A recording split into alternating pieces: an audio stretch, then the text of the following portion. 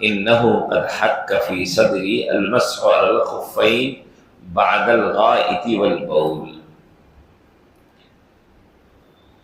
کہ چھوٹے اور بڑے استنجے کے بعد،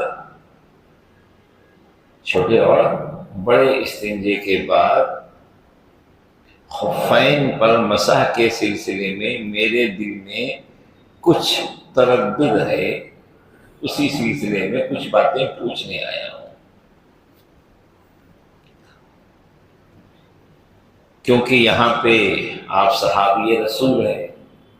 آپ نے رسول اللہ صلی اللہ علیہ وسلم سے ان چیزوں کو سیکھا ہوگا، جانا ہوگا، تو میں نے سوچا کہ میرے دل میں جو خیال آ رہا ہے، جو کھٹک ہو رہی ہے، میں آپ سے مسائل پوچھ کر کے اپنے دل کا تردد دور کر لوں۔ فجئتک اسألک هل سمعته یذکر فی ذلک شیئا، کیا آپ نے نبی اکرم صلی اللہ علیہ وسلم سے اس سلسلے میں کچھ سنا ہے؟ اگر کچھ سنا ہے تو مجھے بتائیے۔ قال نعم، کہا ہاں ہم نے سنا ہے، جو تم پوچھنا چاہتے ہو یہ بات میں نے رسول اللہ صلی اللہ علیہ وسلم سے سن رکھی ہے۔ کان یأمرنا اذا كنا سفرا او مسافرین الا ننزع خفافنا 3 ایام ولياليهن الا من جنابة لكن من غائط وبول ونوم۔ فرمایا کہ نبی اکرم صلی اللہ علیہ وسلم ہمیں یہ بتایا کرتے تھے کہ اگر ہم مسافر ہوں، سفر میں ہوں، تو ہم اپنے موزوں کو، چمڑے کے موزوں کو 3 دن 3 رات تک نہ اتاریں، چھوٹی ضرورت کی وجہ سے یا بڑی ضرورت کی وجہ سے یا نیند کی وجہ سے، ہاں جنابت کی وجہ سے اتارنا پڑے گا۔ آپ سب جانتے ہیں کہ انسانوں کی آسانی کی خاطر اللہ تعالیٰ نے کچھ خصوصی رعایتیں اپنے بندوں کو دی ہیں۔ اصل حکم تو یہ ہے کہ جب وضو کریں تو جس طرح تمام اعضائے وضو کو دھلتے ہیں وضو کے صحیح ہونے کے لیے، ایسے ہی پاؤں کو بھی دھلا جائے۔ قرآن کریم میں اللہ نے اس کے بارے میں فَاغْسِلُوا وُجُوهَكُمْ وَأَيْدِيَكُمْ إِلَى الْمَرَافِقِ وَامْسَحُوا بِرُءُوسِكُمْ وَأَرْجُلَكُمْ إِلَى الْكَعْبَيْنِ۔ تو پاؤں کو دھلنا بھی ضروری ہے، جس طریقے سے دیگر اعضائے وضو کو دھلنا ہے، لیکن شریعت اسلامیہ میں یہ رعایت دی گئی کہ اگر کوئی شخص خفین چمڑے کے موزے پہنے ہوا ہے تو پھر پاؤں دھلنے کے بجائے خفین پر مسح کر لے، مسح کرنا ہی کافی ہو جائے گا، پاؤں اس کو نکال کے دھلنے کی ضرورت نہیں ہے۔ یہ رعایت ہے، اور اس سلسلے میں مزید یہ رعایت دی کہ اگر مسافر ہے تو 3 دن 3 رات تک وہ مسح کر سکتا ہے، اور وہ مقیم ہے تو 1 دن 1 رات تک وہ مسح کر سکتا ہے۔ تو اسی کے بارے میں کہا کہ نبی اکرم صلی اللہ علیہ وسلم نے ہمیں بتایا ہے کہ ہم 3 دن 3 رات تک اپنے موضوع کو نہ اتاریں، خفین کو نہ اتاریں۔ ہاں اس میں بھی کچھ شرائط ہے کہ اگر وضو ٹوٹ گیا اس کے پہننے کے بعد تو کب کر سکتے ہیں مسح؟ تو اس کے لیے پہلی شرط تو یہ ہے کہ خفین کو خود پہنا ہو پاکی کی حالت میں، باوضو ہو کر کے خفین کو پہنا ہو۔ مثال کے طور پر ایک آدمی وضو کیا اور اب خفین پہن لیا، تو آگے مسافر ہے تو 3 دن 3 رات، مقیم ہے تو 1 دن 1 رات تک اس کو پاؤں اگلی مرتبہ جب بھی ضرورت پڑے گی تو وضو کرتے وقت پاؤں دھلنے کے لیے موزہ اتارنے کی ضرورت نہیں ہے، بلکہ اس کو مسح کر لے گا۔ تو پہلی شرط کیا ہے کہ جس وقت پہنا ہو اس وقت دونوں پاؤں پاک ہو، باوضو ہو کے پہنا ہو۔ اور پھر علماء نے لکھا کہ یہ ایک دن ایک رات یا 3 دن 3 رات کی جو مدت ہے یہ کب سے شمار ہوگی؟ پہننے کے وقت سے نہیں، بلکہ پہننے کے بعد جب وضو ٹوٹا ہے اس وقت سے 1 دن 1 رات۔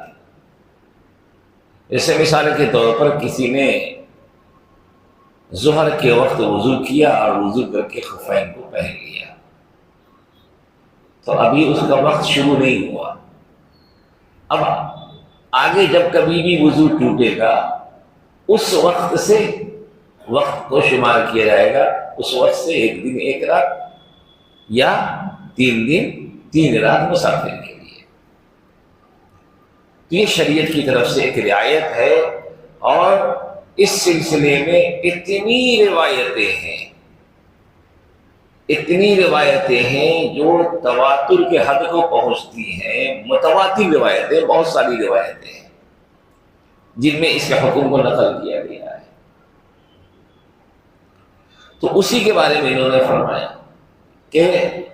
شریعت میں یہ رعایت ہے، آپ اس رعایت سے فائدہ اٹھا سکتے ہیں کہ وضو کرنے کے وقت آپ کو ان کو اتارنے کی ضرورت نہیں ہے۔ ہاں، ان کو پہننے کے بعد اگر غسل کی حاجت ہو گئی، وضو نہیں ٹوٹا بلکہ غسل کی حاجت ہو گئی، تو اب اسے اتارنا پڑے گا، چاہے مدت پوری ہوئی ہو چاہے نہ ہوئی ہو، بلکہ اس کو اتار کے غسل کرنا پڑے گا۔ اب مسح کرنا کافی نہیں ہوگا۔ تو وہی فرمایا لا الا من جنابۃ لیکن من غول من بول او غائط ونوم، کہ غسل کی حاجت نہیں ہوئی، اب وضو ٹوٹ گیا، وضو ٹوٹا چاہے چھوٹی ضرورت کی وجہ سے، بڑی ضرورت کی وجہ سے، یا مثال کے طور پر سو جانے کی وجہ سے، سونے کی وجہ سے بھی وضو ٹوٹ جاتا ہے، تو ان صورتوں میں خفین پر مسح کر سکتے ہیں۔ اب جب بات چلی تو مسئلہ ذہن میں رکھیے کہ یہ جو اجازت ہے کہ مسافر 3 دن 3 رات تک موزہ اتارے بغیر مسح کر سکتا ہے، اور مقیم 1 دن 1 رات، تو بعض لوگوں کو دیکھا کہ مسح کرنے میں پورے پاؤں پر ہاتھ پھیرتے ہیں، اوپر نیچے ادھر ادھر، یعنی ایسا لگتا ہے جیسے جتنے دور میں پاؤں کو دھلنا ہے اتنے دور میں ہاتھ کو پھیرتے ہیں۔ نہیں، صرف پاؤں کے اوپری حصے میں ہاتھ کو پھیر دے رہا ہے، جو اوپری حصہ ہے اس میں ہاتھ کو ایسا پھیر دیا، مسح ہو گیا۔ نچلے حصے میں دائیں بائیں ادھر ادھر ہاتھ پھیرنے کی ضرورت نہیں ہے۔ حضرت علی رضی اللہ تعالیٰ عنہ نے فرمایا کہ اگر دین کا تعلق صرف عقل سے ہوتا، دین کا تعلق، دینی احکام کا تعلق عقل سے ماورا وحی الہی سے، احکام وحی الہی سے ثابت ہوتے ہیں، فرمایا کہ اگر دین کا تعلق مزرعہ اور قیاس سے ہوتا تو خفین پر مسح اوپر کے حصے میں نہیں بلکہ نیچے کے حصے میں کرنا ہوتا، لیکن اللہ کا حکم ہے، اللہ کی طرف سے یہ اجازت ہے، رسول اللہ صلی اللہ علیہ وسلم نے یہ تعلیم دی ہے کہ اتنے وقت تک اس طرح مسح کر سکتے ہیں۔ اب چونکہ روایات میں جو اجازت دی گئی ہے وہ خفین کے بارے میں ہے، چمڑے کے موزوں کے بارے میں ہے، تو علماء نے غور و فکر کر کے لکھا کہ چمڑے کے علاوہ کپڑوں سے بنے ہوئے موزے